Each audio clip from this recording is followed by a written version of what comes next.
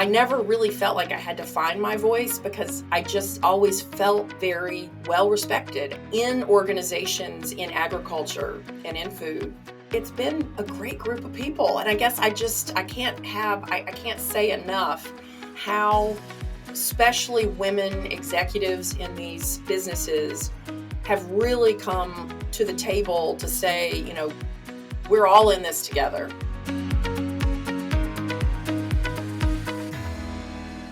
Welcome to the Cultivating Leaders Podcast, where we get inside the minds of leaders to harvest great ideas and lessons that help you grow as a difference maker in food and agriculture.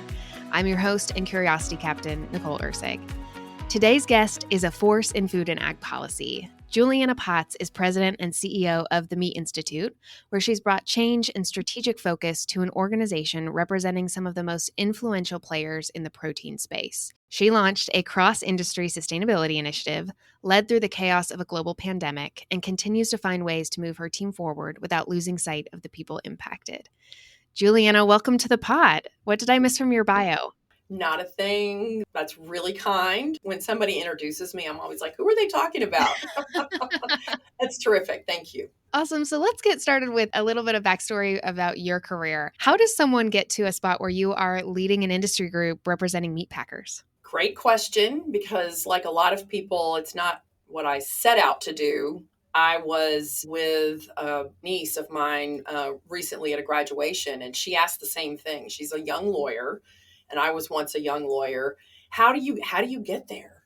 And the answer that I like to give is to be open to, lots and lots of opportunities that might happen, might come your way, and you can't really plan for when those are going to happen or maybe even what they might be. But if you're curious, I love your curiosity leader here. Curiosity captain, I think is what you said. I love that. I think being curious is a huge part of winding up leading an industry organization as a president and CEO where I started many, many years ago was going to law school.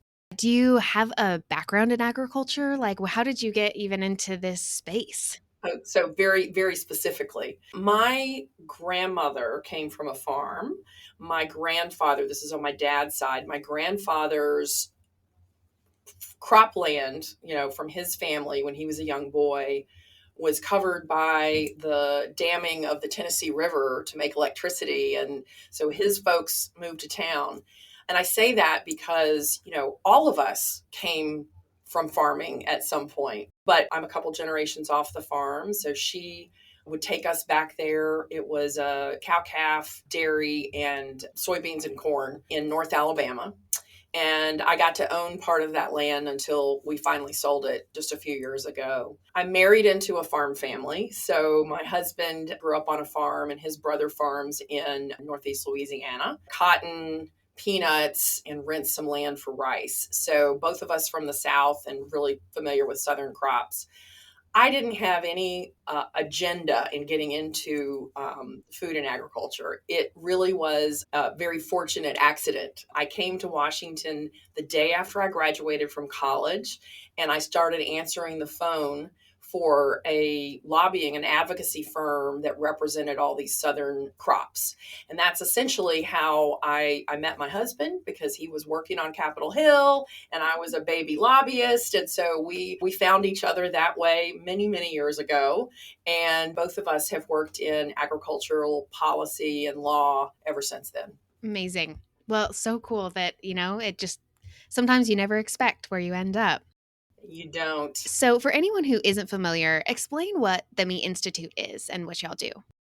So the Meat Institute is a trade association in every sense of that. If you're familiar with what we do, it is to represent businesses in front of government. And in our case, we work mostly with the federal government and all branches. So when we need to litigate, we litigate in the judicial branch. We work very closely with agencies of the executive branch, specifically the Food Safety Inspection Service at USDA. That's our primary regulator. And then we lobby in Congress. And so the folks who are writing the laws, we talk to them about what's good or not good for our industry players. The Meat Institute has 330 or so general members, and the general members are the ones who do the meat packing and meat processing. And the vast majority of our members are on the smaller side, lots of medium size and smaller and even very small, privately held, in some cases, fourth generation, fifth generation family companies all across the United States. And then, of course, we also represent the companies that are household names and iconic brands like Hormel and Tyson and Smithfield. Many of these organizations have had a relationship with AFA. And so listeners might have even had opportunities to work in some of the companies that belong to the Meat Institute. We also have companies in the Meat Institute that are suppliers of services or equipment or packaging and things like that. And they are very, very important to the general members. They provide a lot of resources, a lot of education. And then we also have customers. So restaurants, grocery stores, and other brother-sister organizations like the Meat Export Federation are in an allied category. So all told, we have between 700 and 800 members. And if I could, I would talk to each one of them annually because it's such a fantastic group. And I really, really enjoy working for them and what they do for us as companies who provide wholesome protein. Such a great description and such a diverse group of people to represent. So, Juliana, you are leading in a space where female executives are still very much the minority. So, how have you claimed your voice in these rooms and how has that changed over time in your career? Boy, that's a really great question because it is still, I was, before I was at the Meat Institute, I was at American Farm Bureau Federation. And so left law practice where Farm Bureau was a client and moved into the general counsel role there. And it was largely the board might have been all male. There's a women's group representative on that board, but I can remember I was in my early 30s and I had a conversation with a gentleman who from our board who was a president of a state farm bureau. And he said, you've got a really interesting place here as general counsel of this old organization and then a seat at the table with this, and he meant particularly male board. And I hadn't really thought about it. I mean, that was the thing. I was so scared about doing a good job that I never even stopped to think about that aspect of the job. But what I realized, especially working with farmers, in that case, every single one of them had children, daughters, spouses, wives, sons, sisters-in-law, in the family farming arena, in family businesses like we have in our smaller organizations at the Meat Institute. It's a very, very hands-on for everyone kind of an operation. If the male part of that family is the one who actually is, sort of doing the leadership roles in the organizations like we have, that's where it feels like it's still so heavily dominated by men. I have never felt anything but listened to, respected and well regarded. And I guess the long answer is I never really felt like I had to find my voice because I just always felt very well respected in organizations in agriculture and in food. It's been a great group of people. And I guess I can't say enough how especially women executives in these businesses have really come to the table to say, we're all in this together. So I'll make one more point and then I know we can move on to another question. But in the last several years, the Women's Meat Industry Network, Women, WMIN, has come to fruition, has just self-identified people who wanted to be in this organization. And almost organically, people just said, oh, yeah, I want to be with people who are trying to do the same thing I'm doing, which is maybe a food safety position in a plant or a plant manager or someone who's leading HR in the C-suite. But, most everybody else on in the C-suite is male. it has grown to be nearly 2,000 women strong in just a few years. And so there's a very strong influence within the meat industry of, yeah, we're here, we're going places, we've got careers in this industry that we really appreciate. And, it's not an us versus them. It's a very inclusive kind of feeling. But I think that ability to reach out and have a shared experience with another woman in this industry is also very valuable.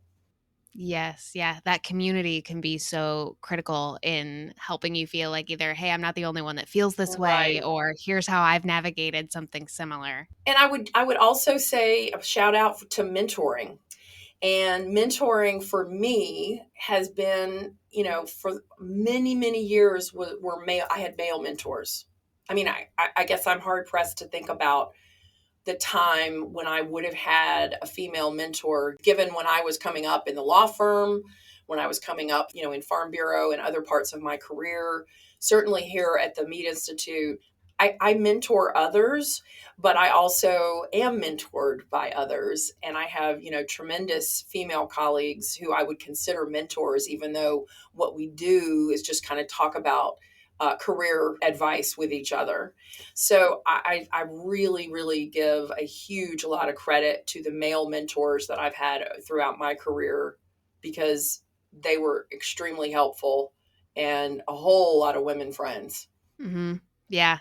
So I think so many people hear that, right? Like mentorship is so important. Give me some practical advice of how do you find those mentors and cultivate those relationships?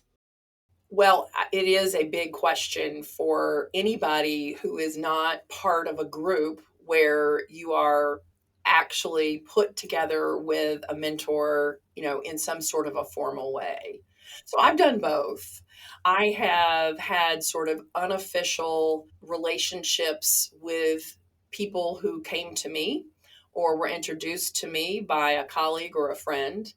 And if there's chemistry and if you click, it really is very easy to continue to get together, talk about things. And I just ask a lot of questions, really probably probing questions, except when somebody is open to talking about their career and maybe some challenges or maybe some opportunities. And it's not just the fork in the road, I'm going to take this job or that job.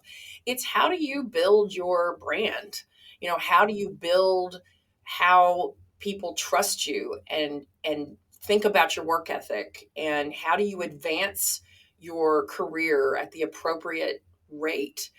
How do you know when you walk into interview that you're going to be asking all the, as many of the right questions as you can? And sometimes with those of us who have been a little further along in our careers, we've stubbed our toes or we've seen others stub their toes. We can offer a little bit of advice. And so I do that really on a regular basis. But the other part is formal. And so the Women's Meat Industry Network I mentioned has a formal mentoring. It's kind of like a dating service online.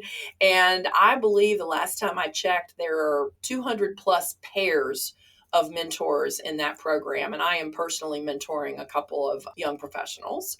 And then I would say a lot of our organizations in agriculture have young leader or emerging leader programs, and people can go, and maybe there isn't a formal mentoring situation, but going through, those relationships with, say, if you were in a young person's group in someplace in food, those are great resources there to kind of connect you with people.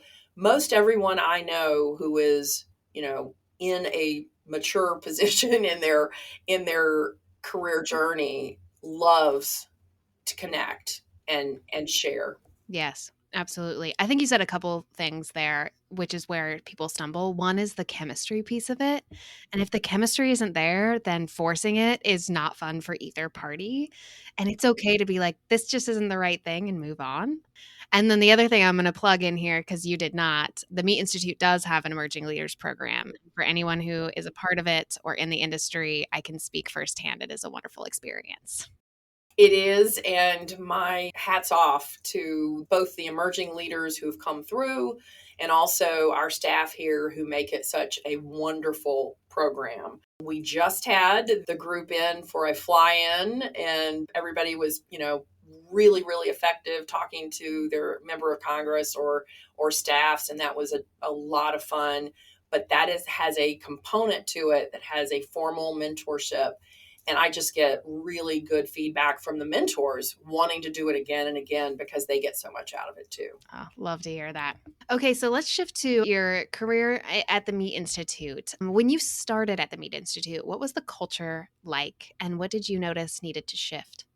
The Meat Institute had just merged with, the two organizations had just merged to create the North American Meat Institute. We have since changed the name to just the Meat Institute. So I asked the question of my predecessor, how far would you say the group has come? The group of members, the staff, are you like 80% of the way there? Because it was 3 years after the official merger. And I was expecting something, like close to done. And he said, oh, maybe 50%. So I would say that the biggest cultural issue, and I don't think it was as much a staff issue, it was more on the membership side, were that there were two groups, or maybe even three, subsets that had belonged to different organizations that had their own cultures. And some people wanted or tried to look backward, what we had before that we don't have anymore, or, this is the way we used to do things and this is the way I want to do things going forward. Well, that's not really, we're not really staffed for that anymore. And so there was a bit of me just saying, we aren't going to look backwards. I wasn't here. I don't know who belonged to which organization or the other. I don't care as a staff person if you came from one or the other. I just know we have a lot of work to do. The meatpacking industry is always under a tremendous amount of pressure from, all kinds of stakeholders. And so I looked at the ability to bring people together under sort of a common strategy. And that strategy was we all have to reach out to consumers more. We have to earn consumer trust. We have a lot of, challenges. Let's work on those things together. And so that is what you all know of as Protein Pact, PACT, for people, animals, and the climate of tomorrow. And it really has been a big strategic movement within the industry to build trust in the products that we produce and the way they're produced. That was really something that got us onto a different conversation within the membership than which organization did you belong to and, what are we doing or not doing that we did before. That was helpful. And so I really appreciated how quickly some of our board members and some of our staff provided me with the support that I needed to be able to kind of, move us along in that direction. For anyone who has witnessed it, I feel like it's been an incredible change and complete shift. And getting people with different diverging priorities and all of that on the same page is not an easy feat. A lot of times when you're trying to change something, especially an entire organization, you face resistance. So how did you get that buy-in from your stakeholders to make these big leaps forward? It definitely takes peer leadership. So building a consensus is not just the CEO of the Meat Institute and the staff of the Meat Institute saying, okay, follow us. Here's what we're going to do now.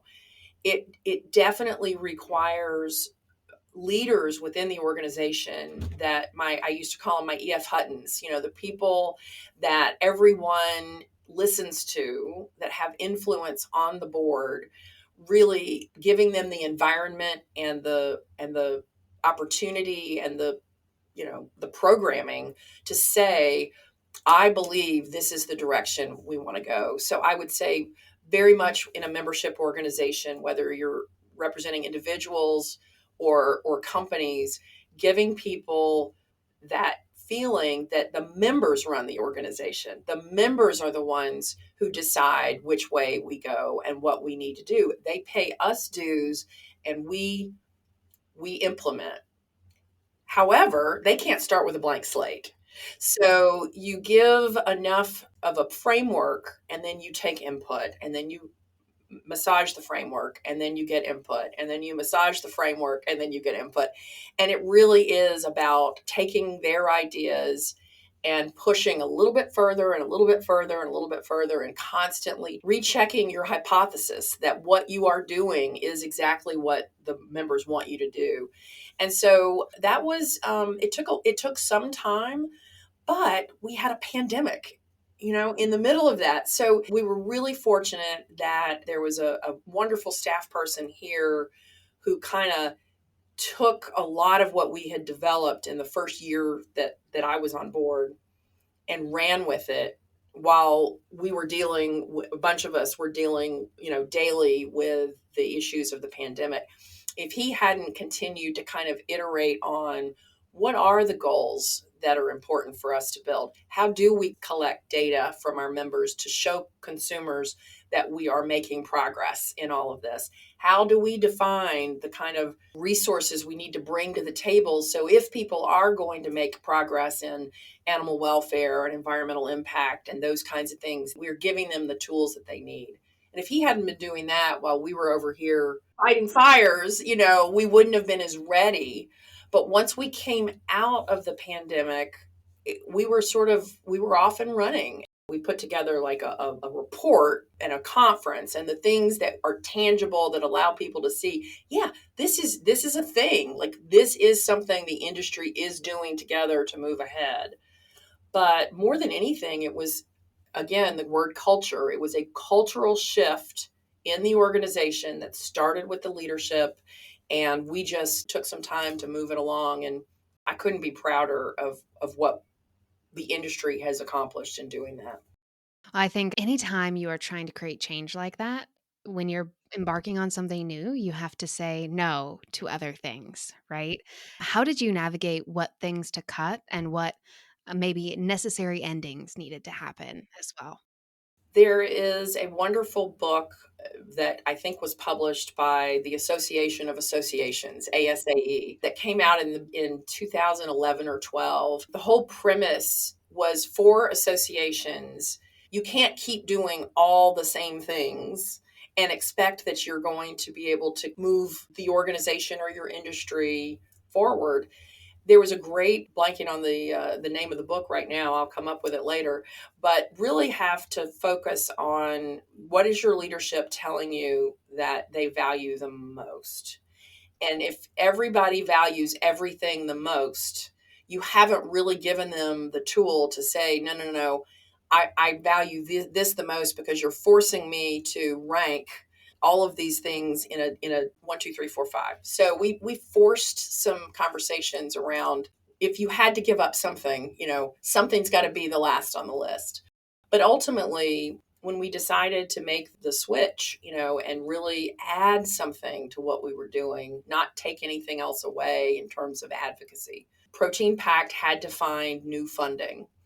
And this is where I come back to how wonderful it was to use some common challenge like consumer sentiment and bring people together around that. So we ultimately added to resources rather than deciding to take things away. It's still important to take things away. You can't keep doing everything that you've always done. And so we are a much better staff now at retiring committees maybe that aren't working or meetings or other resources that aren't working. That too, just takes some practice. And I would go back to that sort of forcing yourself if you're in an organization or even in your own budget, if you force yourself to rank things 1 to 5 or 1 to 10, you might be giving up your Starbucks or something if you can't afford to do everything. I have loved the opportunity that we've had to get sponsors engaged on Protein Pact because those folks that I mentioned that provide services or equipment or packaging or audits or what have you, they have come to the table to help support the activities for Protein Pact in a big, big way. And we really, really have gotten a lot of, I think, new revenue in the organization to support a lot of those activities. Not an easy feat either. Well, no, it's not, but it's also, you have hit a nerve, within an industry when so many people are interested in what it is we're trying to accomplish. And what we're trying to accomplish is building and maintaining trust. And we're doing that through influencer communications and industry work on gathering data. So Meat Institute reporting, we internally gather data from our members and have spent years now, helping them see what excellence looks like, not because we say so, but because their peers say so. And then being very transparent with customers, their buyers and consumers. And when people do come to the table and they understand and they say, this is voluntary, like we're not forcing anybody to do this. It's because the industry recognizes how much value there is in the supply chain to have this information and be able to supply it to customers, investors, creditors, and everybody. So, Juliana, the challenge and the problem that you are trying to solve is not a small one. And it is one that so many, I would say, other industry organizations, and this is not to just like have tried to solve or that we have gone after in many ways. And I think the challenge for any leader who's trying to create change, right, is the amount of voices and people and input and opinions on how to get there and what to do. How have you all successfully dealt with that never-ending loop of feedback and still been able to make progress?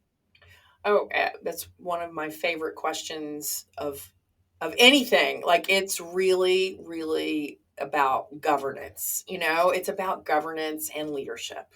I do believe that if you have the right oversight of what it is you're trying to do, you can cut through all of that background noise and make decisions with the right people at the table. So, in addition to putting Protein Pact in place, we had, through peer members of the board, people who had been on the board for a long time, had particular interest in what we were trying to do, set aside time running a big company to do this as part of their industry leadership. We have a governing body within the board that is just for Protein Pact. So every single thing we do, we have them at the table saying, yes, this is the direction that we need to go. That comes with a lot of staff support, right? We create the opportunity for them to do that. Then we also have to understand where we're going to stub our toes. Where are we going to reach out to folks who disagree with us? And so we do a lot of that, a lot of outreach, a lot of building awareness of what it is we're trying to do. And that's within the industry. It's not surprising that people who work in maybe some of the subject matter areas that are covered in what we do that really don't want to have anybody kind of touch their business. Like get out of my sandbox. Just get out of my sandbox, right? And so we've tried really, really hard to bring people together to understand we're trying to make all of this easier and better and lift all the boats rather than adding another survey or another sort of responsibility to them. We've had our moments. And so we can never take for granted that people get it, that people really understand. But it's over the several years, there's been a lot more participation, understanding, less sort of detractors out there, because it really is, again, it's an industry voluntary effort to improve, to get better for the purpose of our consumers, their trust and their comfort. We want to give them the opportunity to enjoy what they enjoy. We know from Annual Meat Conference just a few weeks ago, I guess back in March, that 98% plus people going into a grocery store still walk out with animal protein in the market basket. Like that's pretty darn wonderful. And millennials who now, are a huge segment in cooking at home, lots of that having to do with inflation and other things. They, as a matter of 62, 64%, don't hold me to the exact number, were increasing the units of meat they bought over 2024. That was the biggest cohort, was millennials, in growing more meat consumption, meat demand.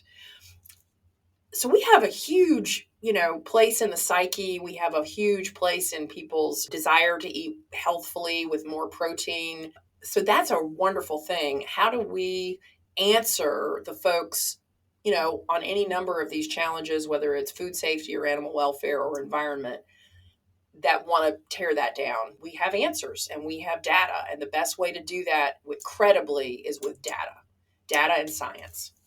What advice would you have for anyone who is trying to push through change on how you know when to say, thank you so much for your feedback, we're going to keep moving anyway?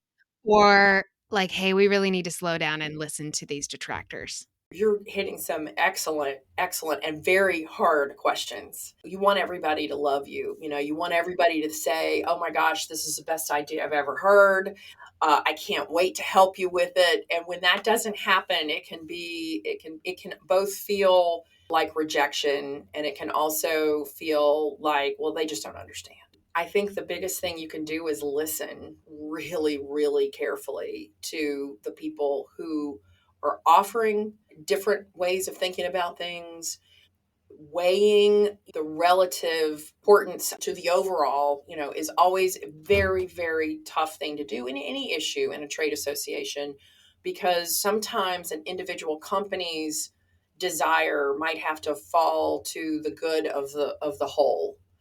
And if you have been transparent enough, if you've had enough, I call it socializing conversations, you socialize the ideas, hopefully, even if you don't go a direction that someone has provided for you in feedback, that they understand they were heard. And in a lot of cases, we try very, very hard to bring those considerations to the board. Well, here's where we landed, but we heard this, and this. Or in this case, to the protein pack committee, and then if needed, to the board. So I guess as staff and as a leader of staff, we listen and we do a lot of calibrating. But when it comes down to we've got to make a decision and reject someone's input, then having officers or a chairman or governing committee or the board is where we go. And that's been very helpful to us, because we have tried to maintain that alignment at the leadership level. I think what you're talking about is a lot of the overlooked work of just connecting people and different minds and thought processes. It's not fun. It's not easy. It's a lot of time on the phone and tough conversations, where someone who is listening to this who maybe hasn't done that work might seem like, Juliana, that just sounds like playing politics. What would you tell someone who maybe has that kind of reaction? Yeah. The biggest change that I have seen in engagement by individual board members or individual, representatives of companies, they may be government relations, it may be lawyers, it may be food safety subject matter experts. The biggest change is when you ask someone to participate for input, and you ask for them to serve on a committee that is advising the organization on the direction. And I mean, we have had such great input and leadership from members who say, maybe they could have sat on the sidelines before, but when you have a finance committee, a nominating committee, a strategy committee, a protein pack committee, it is a lot of work to keep all of these different governance entities going. But my goodness, it facilitates an impressive amount of engagement. And then these are the folks who are just as likely to answer the question if someone is saying, well, why did we do that? Sometimes it's other members of the board who are answering. They're not just looking at staff, because they feel responsible. So yes, there are politics in everything we do, small p, because you need to reach out and touch people, need to understand who they are, what they do, what their companies do, how they like to be treated. And I feel very comfortable that whether you call it politics or just relationships, it is just about relationships. The bigger answer is asking people to get involved. Shockingly, when they do get involved, it really paves the way for just tremendous alignment around direction. What I hear you saying is invite them into the arena. Yes. It's very easy to have an opinion from the cheap seats, but man, do the conversations and opinions and thought processes change when you have been pulled into the arena, the one who is doing the work, all of that. That is right. And what goes along with the risk is, for some people, you lose control. We never have control, right? You lose a little bit of control by saying, okay, committee, this is what we're talking about today. And in the end, I'm asking you to make a decision on this. And, maybe in my mind, I have asked them to make a decision and I've given them options A, B, and C.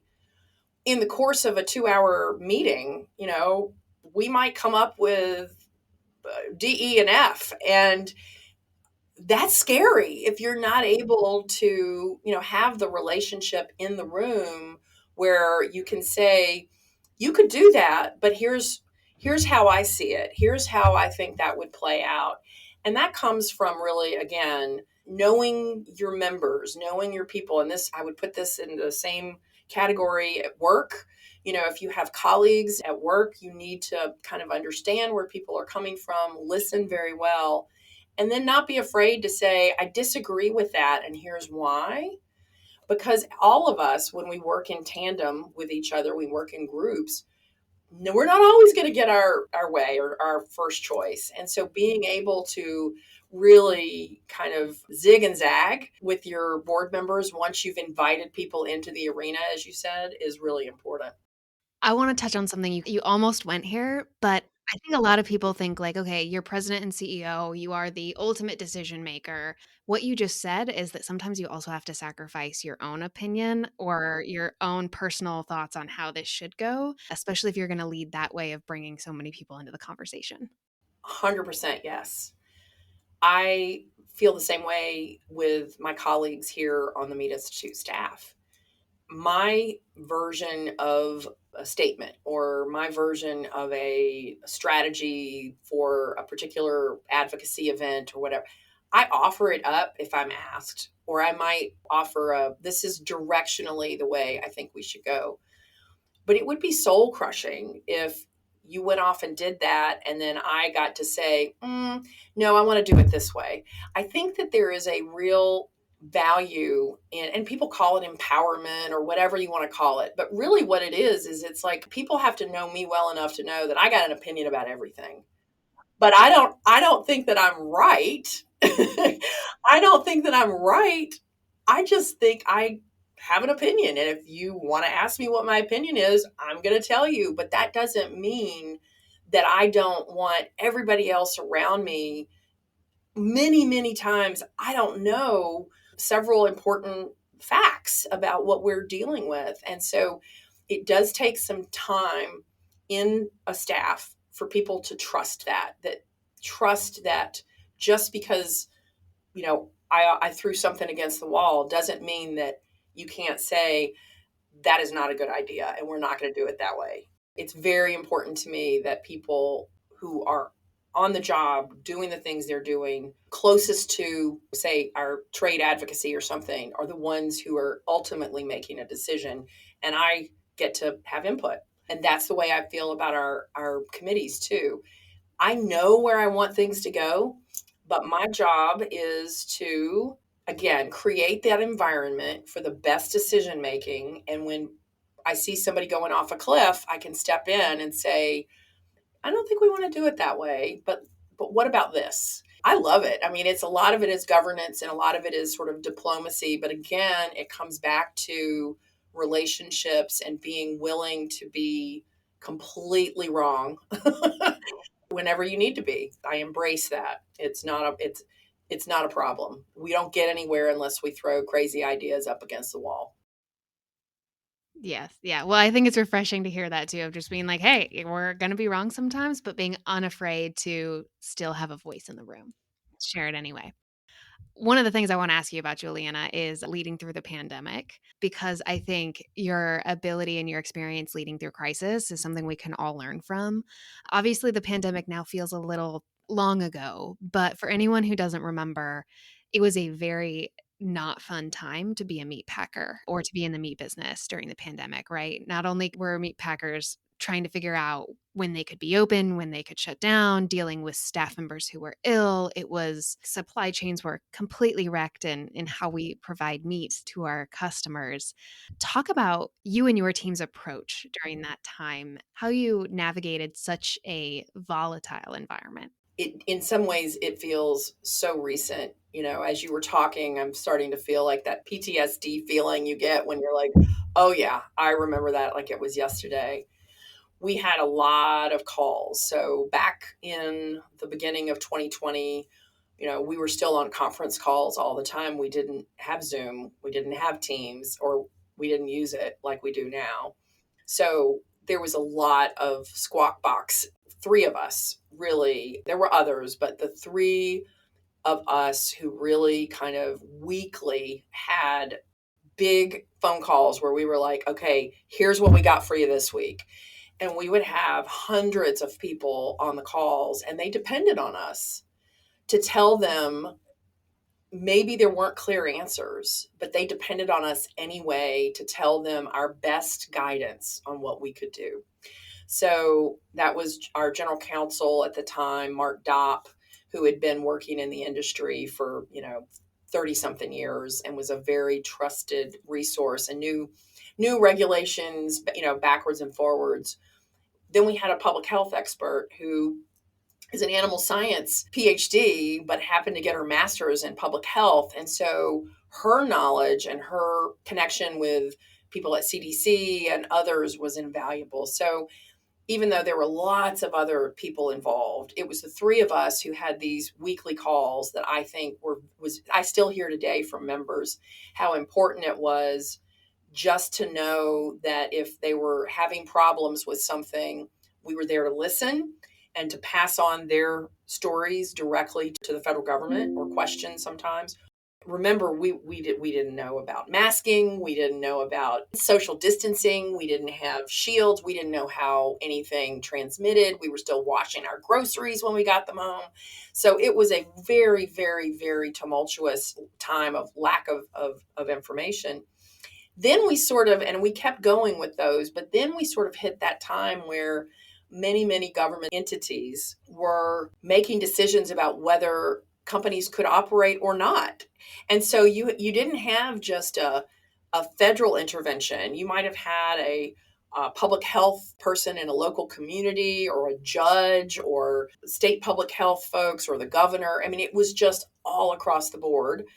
The perception problems that some of our meatpacking plants had because of the nature of the workforce being, in a lot of cases, from immigrant communities that were very afraid, just like everybody else, but also in some cases were already hanging very close together. So one of our members said at one point, I think I have a third of my workers that are sick, a third are afraid and they're just not coming to work, and another third are here, but they're not the people I need on at this part of the line or fab whatever. And so it was every day felt like, we were putting out fires and getting as much information as we could to the government and from the government. And I would say all along, I was worried that I didn't know what I didn't know. So I was in the position of, having a lot of this responsibility, and I felt very good about how we handled a lot of it. But I had only been in the meat industry for a little over a year at that point, and it was quite intimidating, to again ask questions.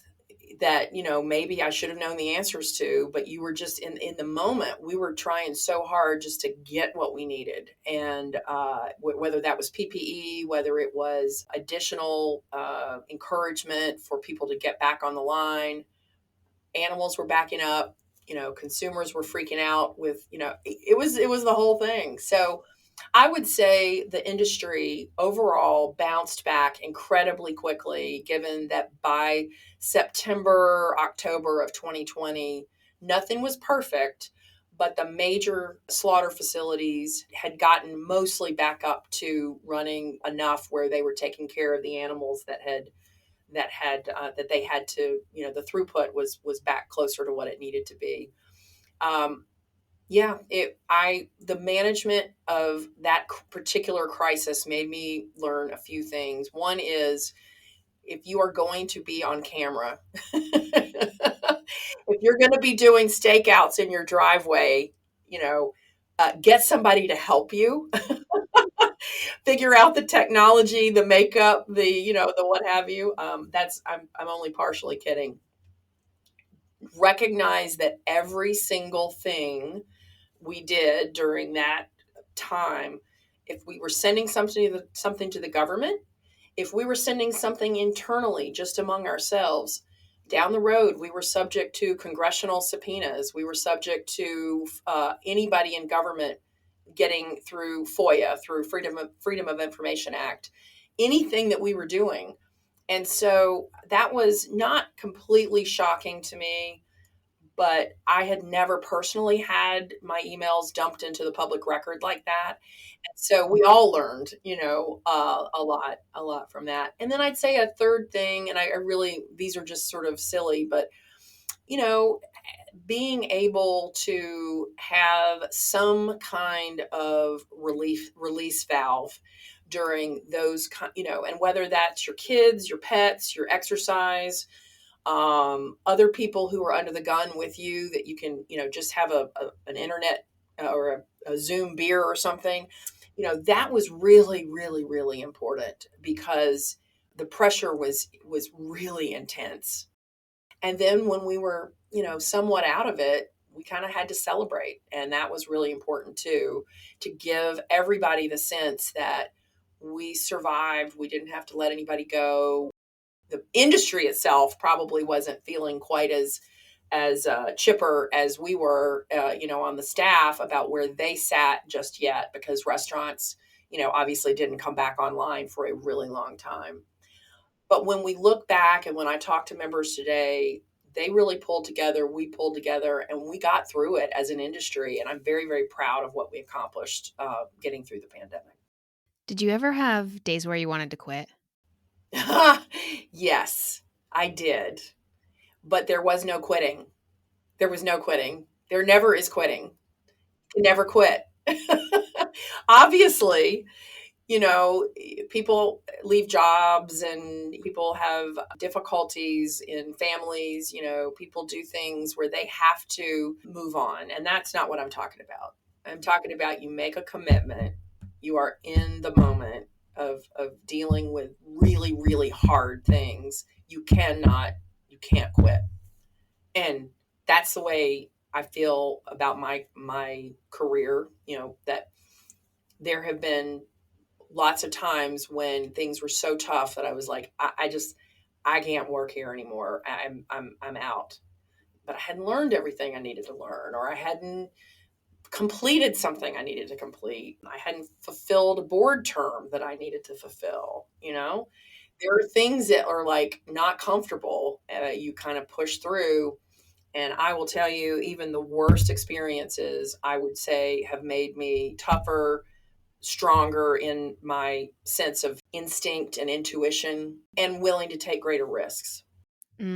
Oh, even that one alone, that's worth it. And I think that's what you just illustrated, is you got done talking about a terrible time, admitting that, like, yeah, there were days you wanted to throw in the towel. But I also just heard you say how proud you are of the work that Oh, happened during that time. And very proud. you wouldn't have that knowledge, or that, like, I would say that even that proof, right? That, like, hey, I can do hard things, if you hadn't pushed through. So I love that story, and thank you for answering my random deep Sure. question of, hey, Yeah. These did you ever want to let it go? you are asking the best questions. I mean, these are really, really spectacular questions. I think you have a gift for putting the really hard stuff into a good question. Oh, thanks. Well, there are things I just want to know. Mm-hmm. Speaking of questions, let's move into rapid fire. Mm-hmm. So let's just try to do these as quick as you can. Okay. One sentence or one Mm-hmm. paragraph is maybe what I'll say. What is one leadership tool that you cannot live without? My executive assistant. And I mean, she keeps me out of trouble, and I love her dearly. What is something people often misunderstand about leadership?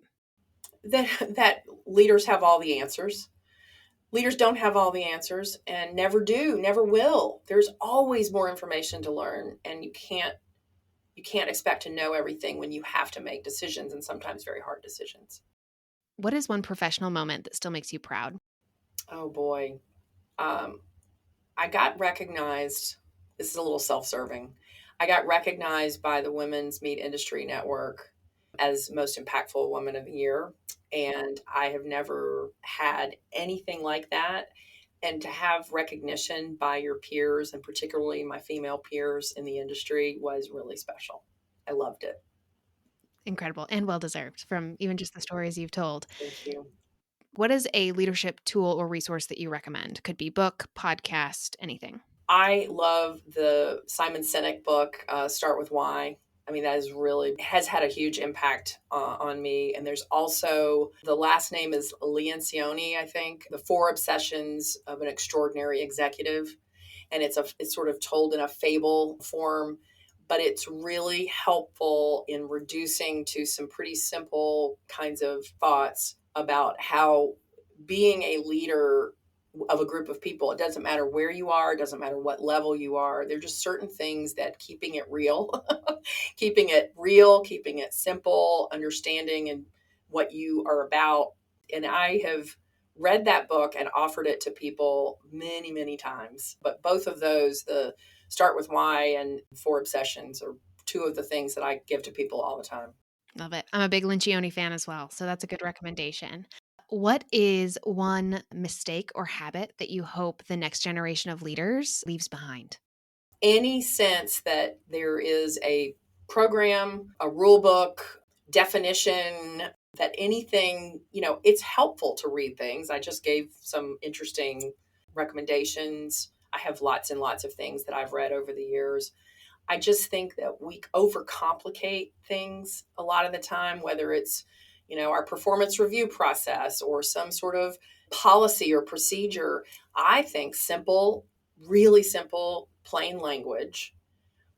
Anytime we can speak plainly and simply is best. And I think sometimes leadership, people think you need to sound really erudite in order to be, there's a big word for you. You Yeah. need to sound really, really important and smart.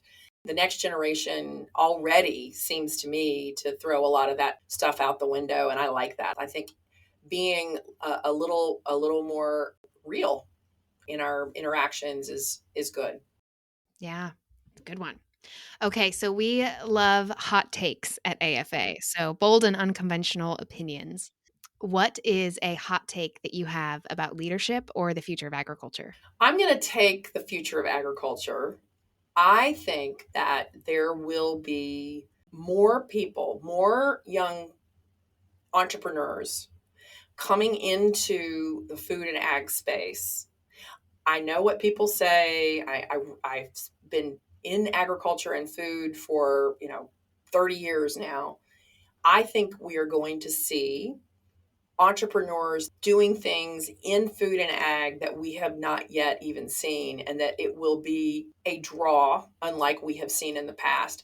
And some of that is because of the attention that we are seeing now with Make America Healthy Again. Some of it is because people just love food, and it goes sort of with everything.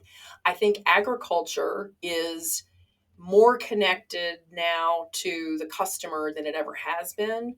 And the more that we can cement that connection in people's minds, the more attractive I think agriculture of all types, very diverse, will be. So I think we're going to see more young people coming in to our food and ag space than most people think.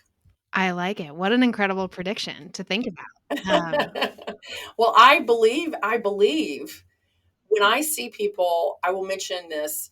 So I met some sisters at the annual meat conference. I think they said they are 5th generation pork producers from the Mashoff families. They are taking what their family history has been, and they have started a company called Lottie's Meats, and they are bringing natural sausage, into retail. And I thought their marketing was genius. I thought their product was delicious. And they have this business they're building with this incredible family story to back it up. And I think we're going to see a lot of that value add coming into traditional agriculture, and really that closing of the gap between the customer and the farm. I know we work a lot on that, but I think we've all put in an incredible amount of effort, and I think we're seeing the results. Everybody's talking about food and ag right now. Oh, awesome. It gets me excited about the future of agriculture. Me too.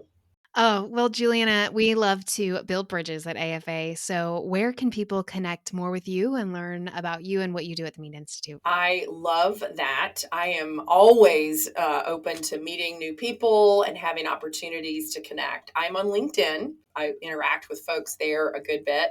Find me at the Meat Institute. I think we still have all of our contact information is on our website. I am very happy to connect via email.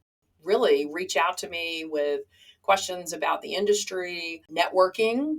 We didn't even get to networking, but networking, is always a big question when you are a young professional. Like, how do I network? What do I do? Well, network with me. Let me know what you're doing. And if there's any way I can connect you with people who are in your field or people you would like to meet, I'm always happy to do that.